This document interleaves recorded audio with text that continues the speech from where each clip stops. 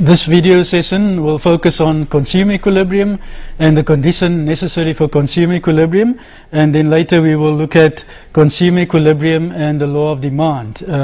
Consumer equilibrium is consistent with the law of demand. What is important when we look at consumer equilibrium in this chapter is the theory of consumer choice. Every consumer wants to be in consumer or in equilibrium, right? Now this is theoretical, right?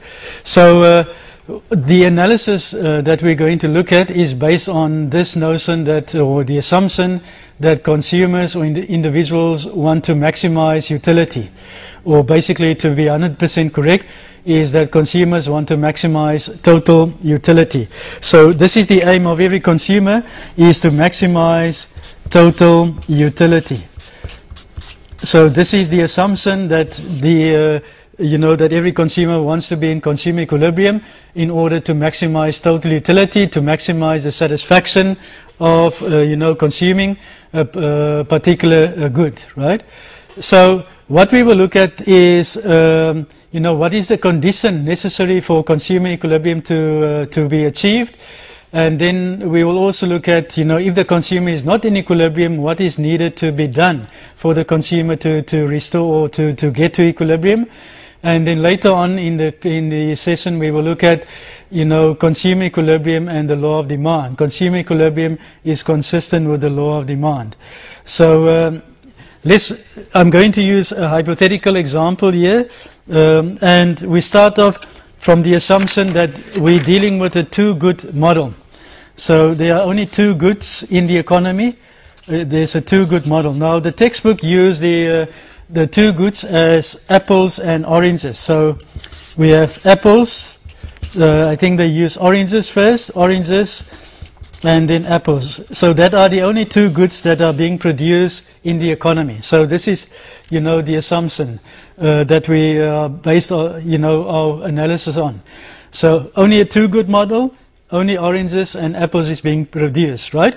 Then we start off with MU. What is the MU of say oranges? I'm using O for oranges, and then we will look at what is the MU of apples. We use A for apples, and then we will also bring in the price of apples, and then oranges first, and then the price of apples. So this is our starting point. We use the MU, the marginal utility of oranges, and the price of oranges, and the MU of apples and the price of apples. So this is hypothetical figures that we use. We use also, the figures there in the textbook. So let's substitute these figures with hypothetical values. So we say the MU of oranges is equal to 30 utils, right?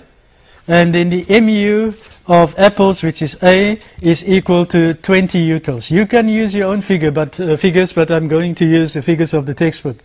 Then we say the price of oranges is 1 rand per orange, right? And then the price of apples is equal also to 1 rand. Now, based on this information, what can we say? We can say is that when a consumer spent, an additional 1 rand buying oranges, he get 30 utils, right? And if a consumer spent, what is the marginal utility by spending an additional 1 rand on apples? He get 20 utils, right? So a consumer, the marginal utility that he gained by spending an additional 1 rand on oranges is 30 utils. And then the additional utility, marginal utility that he gets by spending another 1 rand on apples, he gets 20 utils. So based on that information, what can then we derive from that? And then from what we have mentioned at the beginning, we look at the MU, the marginal utility price ratio. So we look at MU of oranges over price of oranges. This is the marginal price ratio of oranges, right?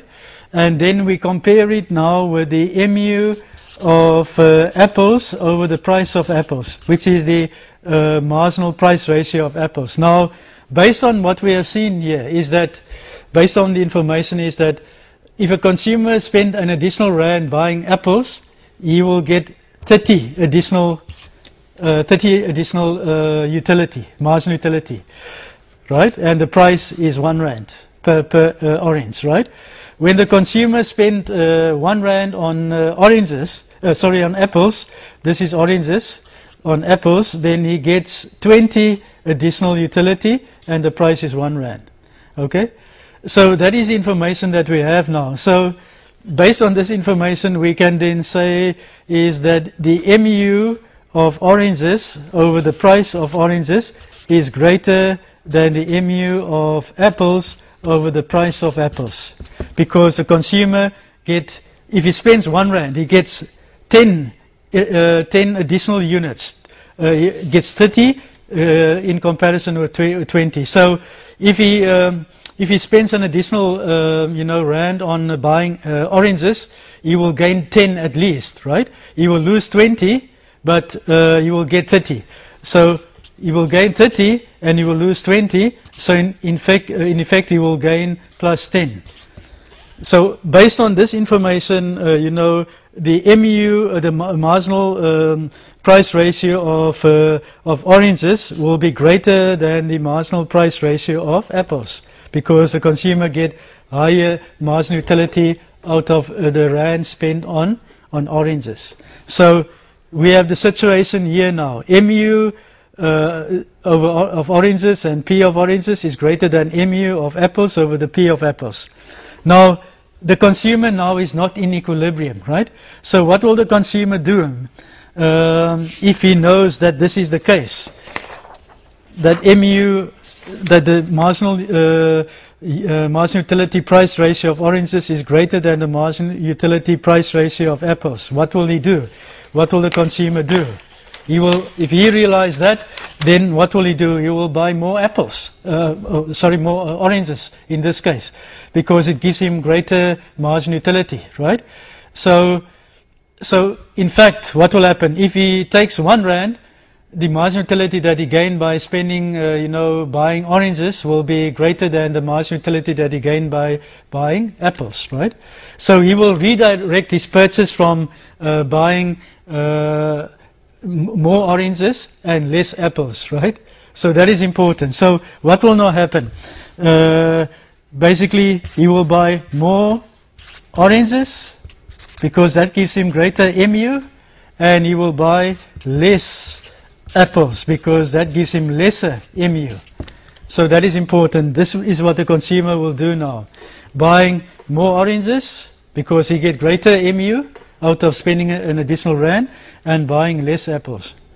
So based on this now, remember we had the situation where MU of oranges is now, and the price ratio of oranges is greater than MU of apples and the price of apples. So the consumer is now going to buy more oranges and less apples. Okay? Now, what will now happen with with our information now? Because the consumer is now buying more oranges and less apples. Let's look at the information at the beginning, 30-20. Okay? So let's rearrange our information, and we see now that the MU, the margin utility that the consumer now is gaining out of, say, oranges, what will happen with that, and what will happen with the margin utility of apples. Now, what is important here is what we have discussed in the first video session, is the law of diminishing margin utility, which, if you go back to the law of diminishing margin utility, what does it state? As a consumer consume equal successive units of the product, what will happen with margin utility? Margin utility will decline. As you consume equal successive units of a product, the MU of that product declines. So what is happening now? The consumer is buying more apples. So what happens with the MU of apples? The MU of apples will decline because the consumer is buying more apples, and based on the law of diminishing margin utility, the MU of oranges will now go down. So let's just look at it again. The situation is that the MU of oranges is now more than the MU of apples. Now, because of that, the consumer will now buy more oranges. Now, by buying more oranges, what will happen with the MU of oranges? The MU of oranges will decline because of the law of diminishing marginal utility. So the MU of oranges will decline, say maybe from 30 to 25. And what will happen with the MU of apples? We are buying less apples. So what will happen with the MU of apples will increase, right? And remember, the MU of apples was 20 before this, right? So what will now, hypothetically, what will happen with the MU of apples? It will increase now from 20 to 25. So by buying more oranges, the MU of oranges is declining based on the law of diminishing marginal utility, and by buying less apples, the MU of apples is increasing. That means the MU of apples is now increasing. So what do we have now?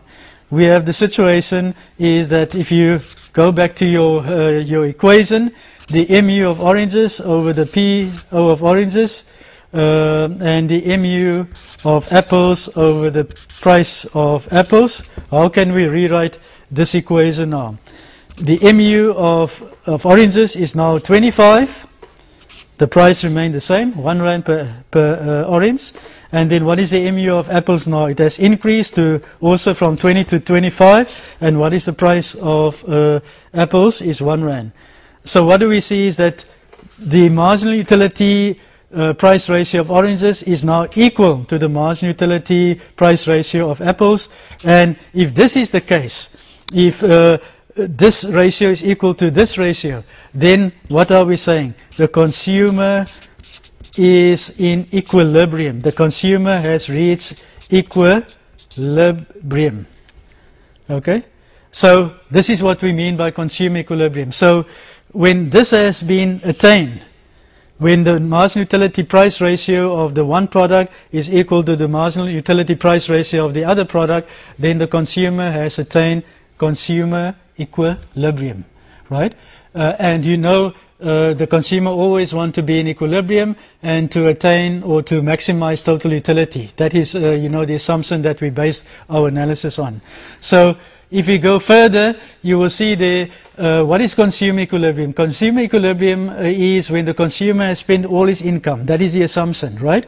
On oranges and apples, and where the marginal utilities gained by spending an additional rand on oranges and apples is exactly the same. It's 25, right?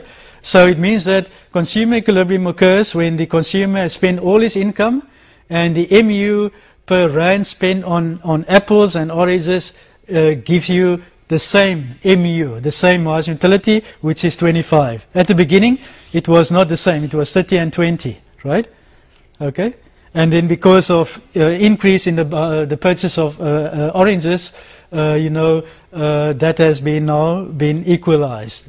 Okay, so this is consumer equilibrium, and you know, we just focus on two goods now, but it can, if consumer equilibrium has been reached, then it means that the price ratio, the marginal utility price ratio, is the same for all goods in the economy, right? But we are just focused now on two goods because we were dealing with the two good economy. So this definition is important, and basically what we have now explained is consumer equilibrium and the condition, which is this condition, which is necessary for consumer equilibrium to be attained. And also based on very important point is that we assume that the consumer has spent all his income on the two goods.